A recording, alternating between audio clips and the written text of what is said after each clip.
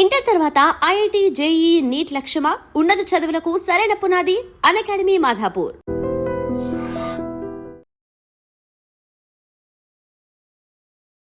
నమస్కారం, welcome to I dream. ధర్మ మార్గం విత్ విజిత కార్యక్రమానికి స్వాగతం.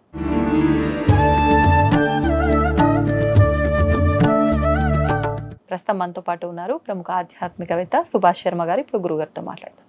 నమస్కారం అండి. శ్రీమాత్రినమండి. గురుగారు, ఫిబ్రవరి 17వ తారీఖున సూర్యగ్రహణం ఉంది అని అంటున్నారు, కొంతమంది లేదు మన దగ్గర అంటున్నారు. అసలు నిజంగా ఏ ప్రాంతాల వరకు సూర్యగ్రహణం వర్తిస్తుంది, ఎటువంటి నియమాలు పాటించాలి? తప్పకుండా తెలియజేస్తున్నాను. ముందుగా వీక్షిస్తున్న ప్రేక్షకులందరికీ శ్రీమాత్రే నమః, శ్రీ గురుభ్యో నమః. సప్తాశ్వతమారూఢం ప్రచండం కశ్యపాత్మజం శ్వేతపద్మధరం దేవం తం సూర్యం ప్రణమామ్యహం.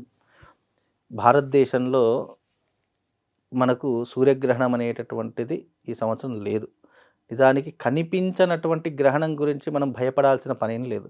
ఎందుకంటే మనకు మామూలుగా గ్రహణాలు అనేటటువంటివి అవి చాలా మనిషిని ఉన్నత స్థాయిలో కూర్చోబెట్టేటటువంటి అద్భుతమైనటువంటి రోజు అది. గ్రహణము అంటే భయపడాల్సిన పనేమీ లేదు. ఎందుకంటే గ్రహణము జప తప హోమాది క్రతువులకు, ఆరాధనలకు, మంత్రదీక్షకు చాలా ఉపయోగపడేటటువంటిది గ్రహణము. అందులోనూ మన భారతదేశంలో ఇప్పుడు శివరాత్రి తర్వాత వచ్చేటటువంటి అమావాస్య, ఈ అమావాస్యకు మనకు గ్రహణం భారతదేశంలో కనిపించదు. కాబట్టి దీని గురించి భయపడాల్సిన పని ఏమీ లేదు. యథావిధిగా ఎవరి పనులు వాళ్ళు చేసుకోవచ్చు. ఇది దక్షిణ అమెరికా ప్రాంతంలో మాత్రమే కనిపిస్తుంది. ఎందుకు అని అంటే, ఎప్పుడైతే మనము ఇక్కడ చీకటిగా ఉన్నటువంటి ప్రదేశం, చీకటిగా ఉన్నప్పుడు మనకు సూర్యుడు వెలుతురునివ్వడు. మనకు చీకటిగా ఉన్నటువంటి ప్రదేశం ఇతర దేశాలకు వెలుతురునిచ్చే ప్రదేశం. అంటే మనకు ఎప్పుడైతే చీకటి అవుతుందో, ఏ దేశాలకు వెలుగునిచ్చేటటువంటి సూర్యుడు ఉదయిస్తాడో ఆయా దేశాలకు మాత్రమే గ్రహణం వర్తిస్తుంది. ఎందుకంటే ఇది సాయంకాలము 6:45 గ్రహణం పడుతుంది. 6:45 సూర్యుడు మనకు అస్తమించేటటువంటి సమయము. అసలు సూర్యుడు మన భూమికి అంటే మన దేశానికి కనిపించినటువంటి సమయం. దీనికి మళ్ళీ నియమాలు ఎందుకు, అనవసరంగా ఉండవు. కాబట్టి ఈ సంవత్సరము మనకు 17వ తారీఖు రోజున సూర్యగ్రహణం లేదు. కాబట్టి యథావిధిగా ప్రతి ఒక్కరూ కూడా తప్పకుండా తమ తమ విధులు చేసుకోవచ్చు. అయితే ఇది అమావాస్య చాలా విశేషమైనది. శివరాత్రి తెల్లవారితే అమావాస్య కాబట్టి మ్యాక్సిమము ఈ అమావాస్య రోజున విశేషంగా జపతప హోమాలకు, అలాగే పిండ ప్రదానాలకు, శ్రాద్ధ కర్మలకు చాలా విశేషమైనటువంటిది. కాబట్టి ఈ రోజున విశేషంగా దాన ధర్మాలు చేయండి. అలాగే పిండ ప్రదానాలు, మీ పితృదేవతలకు పితృకర్మలను ఆచరించండి. పితృదేవతలకు నైవేద్యాలు పెట్టండి. అలాగే శివరాత్రి తెల్లవారితే అమావాస్య కాబట్టి చాలామందికి నీటి దానము, ఇప్పుడు కేంద్రాలను పెడతారు, నీటి కేంద్రాలని చెప్పేసి, అలాంటి కేంద్రాలను పెట్టండి. ఎందుకంటే ఎప్పుడైతే శివరాత్రి ముగుస్తుందో దాని తర్వాత చలి కూడా వెళ్ళిపోయి సూర్యుడు అత్యధికమైనటువంటి ఉష్ణోగ్రతతో ఉంటాడు, తీవ్రమైనటువంటి ఎండతో ఉంటాడు. కాబట్టి అంటే సూర్యుడి యొక్క కాంతి తేజస్సు పెరిగేటటువంటి సమయం. అందుకే శివరాత్రి పెద్దవాళ్ళు చెప్తారు, శివరాత్రి చలి శివ అనుకుంటూ వెళ్ళిపోతుంది అని. కాబట్టి అలాంటి చలి వెళ్ళిపోయేటటువంటిది మన సూర్యుడు అత్యధికమైన వేడితో ఉంటాడు. కాబట్టి తప్పకుండా ప్రతి ఒక్కరూ కూడా నీటి దానం చేయండి, నీటి కేంద్రాలను ఏర్పాటు చేయండి. రెండో విషయం ఏంటంటే, శివరాత్రి రోజు నుంచి తెల్లవారితే చాలామంది ఉపవాసం ఉంటారు. కాబట్టి ఆ రోజున ఎవరికైతే నువ్వు ఒక ముద్ద అన్నం పెడతావో దాని పుణ్యం విశేషం. అందులోనూ అమావాస్య రోజు పెడితే ఇంకా విశేషము. కాబట్టి ఇలాంటి పుణ్యాన్ని సంపాదించుకోవడానికి ఈ అమావాస్య వినియోగించుకోండి తప్ప అనవసరంగా మీడియాలో వచ్చిన ఆ గ్రహణం ఉంది కదా, గ్రహణంలో ఏం చేయాలి కదా అంటే, మనకు సూర్యగ్రహణం అసలు భారతదేశంలో లేదు, పాటించవలసిన పని కూడా లేదండి. ఇప్పుడు విదేశాల్లో ఉన్న వాళ్ళకైతే గ్రహణం ఉంది అన్నారు. అంటే అక్కడ ఉన్న వాళ్ళు ఏమైనా దాన ధర్మాలు కానీ విధానాలు కానీ ఆచరించవచ్చా? విశేషంగా గ్రహణ సమయంలో దైవారాధన కానీ జపం కానీ చాలా ఫలితం అంటూ ఉంటారు. అలాంటివి ఏం చేసుకుంటే చాలా మంచి. ఎందుకంటే మన భారతదేశంలో ఉన్నటువంటి భారతీయులు అన్ని దేశాలలో ఉన్నారు. ఒక దేశానికి పరిమితమైనటువంటి వాళ్ళు కాదు భారతీయులు, అన్ని దేశాలలో ఉన్నారు. కాబట్టి మనకు ఇక్కడ ఏదైతే సూర్య అస్తమయం అవుతుందో, ఏ దేశాల్లో సూర్య ఉదయం అవుతుందో ఆ దేశాలు తప్పకుండా గ్రహణ నియమాలు పాటించాలి. అది ఏ దేశమైనా సరే, మీరు గూగుల్లో కొట్టుకొని ఏ దేశంలో సూర్య ఉదయం అవుతుందో మనకు అమావాస్య రోజున ఆ దేశంలో తప్పకుండా ఈ యొక్క గ్రహణ నియమాలు పాటించాలి.